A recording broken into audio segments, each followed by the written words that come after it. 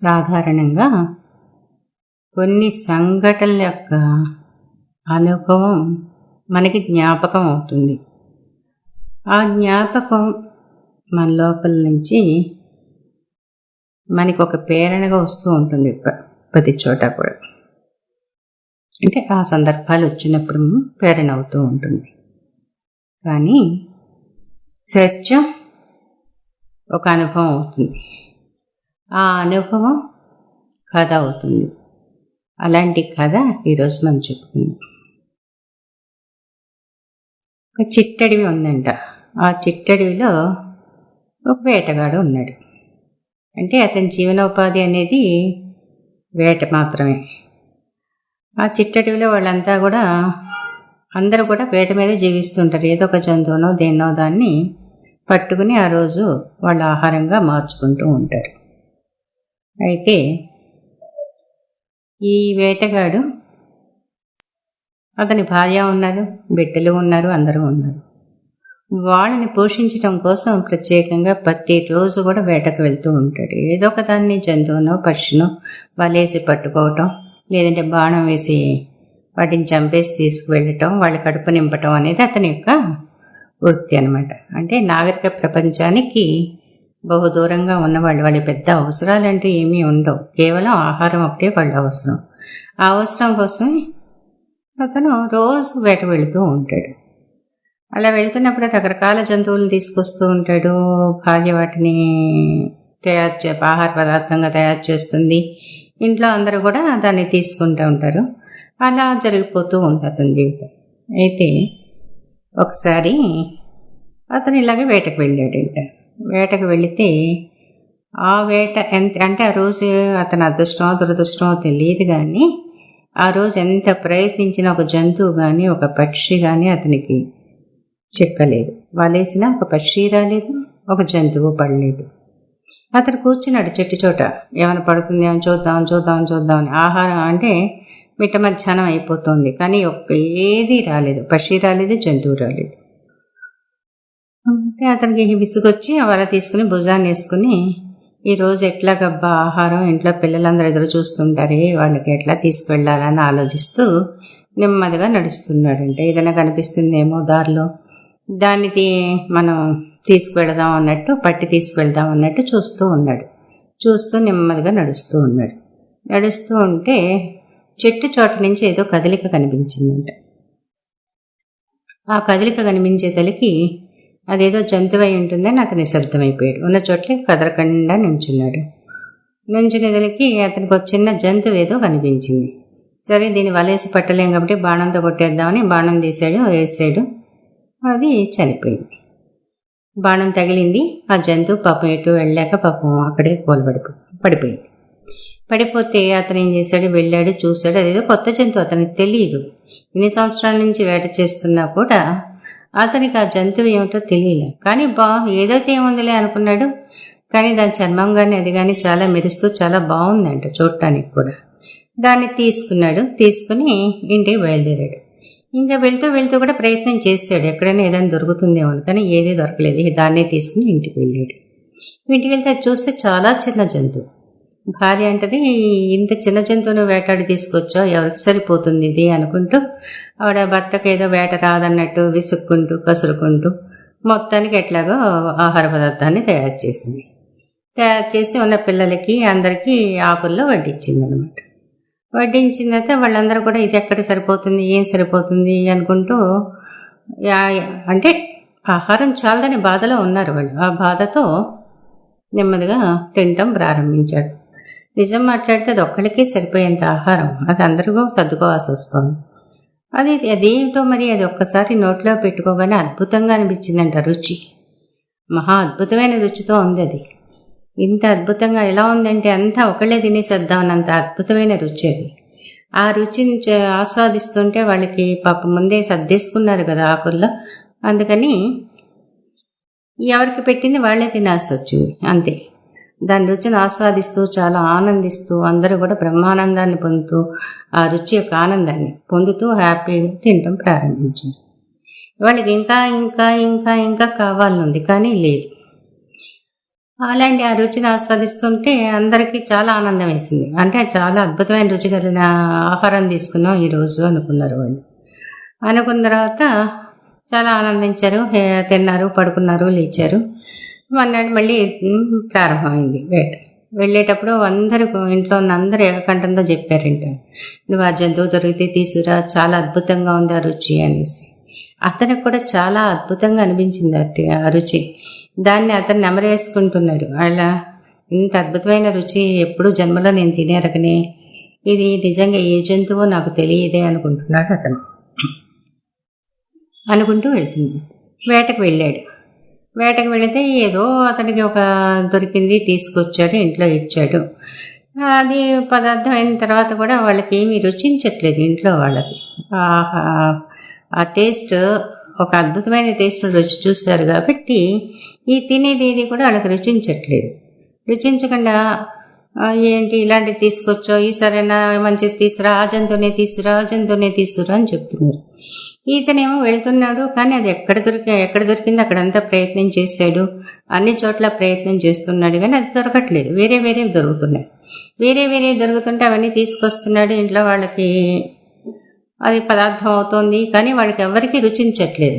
అంతకుముందు ఎంతో ఇష్టంగా తిన్నాయి కూడా ఇప్పుడు రుచి లేని వాటిలాగా చప్పగా, అసలు ఆ రుచి ముందు ఇవన్నీ తేలిపోతున్నాయి అన్నమాట. వీళ్ళందరి మనసు దాన్నే కోరుకుంటుంది, అదే కావాలి. ఆఖరికి ఇంట్లో వాళ్ళు విసిగిపోయారు. అలా కొన్ని రోజులు జరిగిన తర్వాత కూడా ఎప్పుడు ఎలాంటి వేరే జంతువుల్ని తీసుకొస్తున్నాడే కానీ ఆ జంతువుని ఎక్కడ తీసుకురావట్లేదు. ఇంట్లో వాళ్ళందరికీ విసుకొచ్చింది. ఆఖరికి అందరు ఎలా ఉన్నారంటే, నువ్వు అలాంటి జంతువుని తీసుకొస్తేనే ఇంటికి రా, అది పడే వరకు కూడా నువ్వు దానికోసమే ప్రయత్నం చేయి, దాన్నే తీసుకురా అని చెప్పి ఇంట్లో భార్య బిడ్డలు అందరూ కూడా చెప్పారు. అతని మనసు కూడా అదే కోరుకుంటోంది. ఆ నాలుక అదే ఆ రుచిని ఆస్వాదించాలని ఆతృత పడుతోంది. తప్పలేదు అతనికి. అతను ఏం చేశాడు, సరే ఒక నిర్ణయానికి వచ్చేసాడు. ఇంత అంటే తినేది ఏది రుచి లేకుండా ఇదేంటి ఆస్వాదించలేకపోయిన స్థితి, ఆ ఒక్క రుచే మిగిలిపోయినప్పుడు దాన్నే తిరిగి అందుకోవాలి అని డిసైడ్ అయిపోయి సరే నేను ఆ జంతువు దొరికితేనే వస్తాను, అంతవరకు మీరెవరు నా కోసం ఎదురు చూడొద్దు అని చెప్పి బయలుదేరాడు. అడివంతా గాలించాడు, మొత్తం గాలిస్తున్నాడు. ఆ నీళ్లు తాగే చోటకు వచ్చి చూశాడు. అన్ని చోట్ల ఎక్కడెక్కడ ఉంటాయో అని వెతికాడు. పుట్టలు గిట్టలన్నీ కూడా తవ్వి చూశాడు. ఎక్కడ చూసినా జంతువు కనిపించట్లేదు అతనికి. అలా రోజులు గడుస్తున్నాయి. మొత్తం అడివంతా ప్రతి అంగుళం వెతికినట్టు వెతికేసాడు. అతనికి ఎక్కడ దొరకకపోయేతలకి పోనీ ఈ అడవి కాకపోతే ఇంకో అడవిలో ఉంటుందేమో, ఇక్కడ ఏదో పొరపాట్లు ఇంకో అడవి నుంచి ఆ జంతువు ఏమైనా ఇటు వచ్చిందేమో అనుకుని ఆ గ్రామాలు అవి ఇవి దాటి వేరే అడవిలోకి వెళ్ళాడు. దీనికన్నా చాలా పెద్ద అడవి అనమాట. అక్కడ కూడా వెతకటం ప్రారంభించాడు. రోజులు గడుస్తూ ఉన్నాయి, అతను వెతుకుతూనే ఉన్నాడు. ఆ అడవిలో కూడా అనేక రకాల జంతువులు కనిపిస్తున్నాయే తప్ప, పక్షులు కానీ జంతువులు కానీ కనిపిస్తున్నాయే తప్ప తను చూసిన లాంటిది మటుకే లేదు అక్కడ కూడా. తను తీసుకున్నది, తను ఆస్వాదించిన ఆ జంతువు యొక్క అది మటుకే కనిపించట్లేదు ఆ జంతువు. అతను వెతుకుతూనే ఉన్నాడు. అది అడవి అంతా అక్కడ కూడా చెట్టు పుట్ట మొత్తం గాలించేశాడు. అడవి మొత్తం తిరిగేశాడు, అక్కడ కూడా లేదు. మళ్ళీ ఇంతకన్నా పెద్ద అడవిలోకి వెళ్తే ఎక్కడైనా దొరుకుతుందేమో అనుకున్నాడు. అలాగే కొన్ని పట్టణాలు గ్రామాలు దాటి మళ్ళీ ఆ అడవిలోకి ప్రవేశించాడు.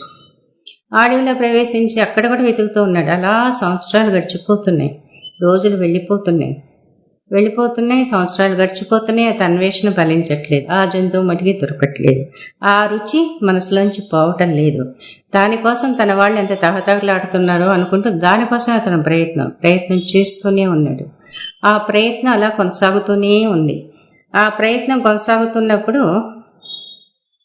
వెళ్ళిపోతున్న కాలం స్పృహ అతనికి లేదు. ఇంతకాలం గడిచిపోతుంది, ఇన్ని సంవత్సరాలు గడిచిపోతున్నాయి అనే ఆ స్పృహ అతనిలో కలగలేదు. కానీ అతను వెతుకుతూనే ఉన్నాడు. అదే జంతువు కావాలి, ఇంకేది వచ్చినా ఎలాంటిది వచ్చినా కూడా అతనికి అవసరం లేదు. అదే కావాలి, ఆ రుచే కావాలి అనే ఒక్క మాట మాత్రమే అతని మైండ్లో స్థిరంగా అయిపోయింది. అతను వెతుకుతూనే ఉన్నాడు, ఒక అడవి కాకపోతే ఒక అడవి. అలా ఎన్నో తిరుగుతూనే ఉన్నాడు. గడిచిపోతున్న కాలం అతనికి స్పృహలో లేదు. నెమ్మదిగా అన్నీ మర్చిపోవటం ప్రారంభించాడు అతను. అన్నీ మొత్తం మర్చిపోవటం ప్రారంభించాడు. తన భార్యని, బిడ్డల్ని, తను ఉన్న ప్రాంతాన్ని, అక్కడి నుంచి తను ప్రయాణం చేసే దూరాన్ని, ఎక్కడెక్కడో వెతుకుతున్న ఈ అడవుల్ని, ఇవన్నీ కూడా మరుపులోకి వచ్చేస్తున్నాయి. ఒక్కొక్కటి వెళ్ళిపోతుంది అతను మైండ్లోంచి. వెళ్ళిపోతుంటే అతను అదే ఒకటే, అదే స్పృహ. ఏంటది? ఆ రుచే కావాలి. ఆ రుచికి సంబంధించిన జంతువే తనకు దొరకాలి. ఆ జంతువు అనే భావన కూడా పోయింది కొంతకాలానికి. రుచి ఒకటే మిగిలిపోయింది. ఆ రుచి ఒకటే కావాలి, అదే కావాలి, అదే కావాలి, అదే కావాలి. దానికోసం వెతుకుతూనే ఉన్నాడు. అలా వెతుకుతూ అతను తాను మర్చిపోయాడు. తను ఎందుకు వచ్చాడు అనేది కూడా విషయం మరపు వచ్చేసింది. అలాగే తన పేరు మర్చిపోయాడు, అన్నీ మర్చిపోయాడు అనమాట. అన్నీ మర్చిపోయి అసలు దేనికోసం వెతుకుతున్నాను అనేది కూడా మర్చిపోయాడు. అది కూడా మర్చిపోయి అతను వెతుకుతూనే ఉన్నాడు. వెతుకటం మట్టికే ఆపలేదు. అది అలా కొనసాగుతూనే ఉంది. ఆ వెతుకులాట అనేది అలా కొనసాగుతూ ముందు వెళుతూనే ఉన్నాడు, తిరుగుతూనే ఉన్నాడు. దేనికోసం అనేది కూడా అతనికి తెలియటం లేదు. తెలియని స్థితి వచ్చేసింది అతనికి.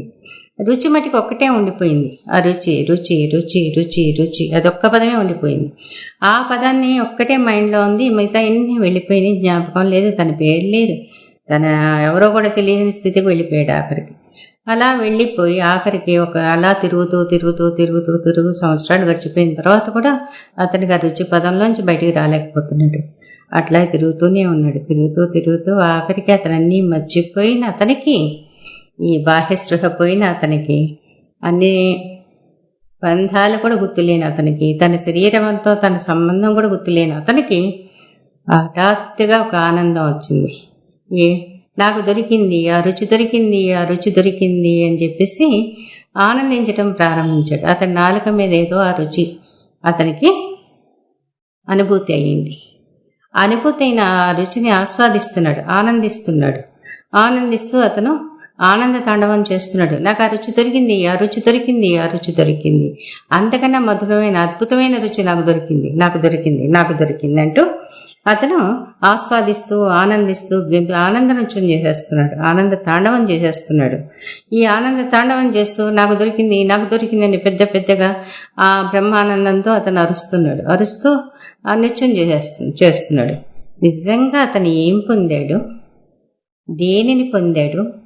అతనికి ఒక రుచి, అంటే జిహ్వ రుచితో ప్రారంభమైన ఈ అన్వేషణ దేనితో కంప్లీట్ అయిపోయింది, అతను పొందింది ఏమిటి?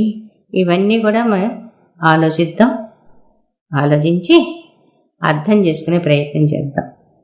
అందుకని సత్యం అనుభవం అవుతుంది, అనుభవం ఒక కథ అవుతుంది, కథ మనకి మార్గదర్శి అవుతుంది. సరే.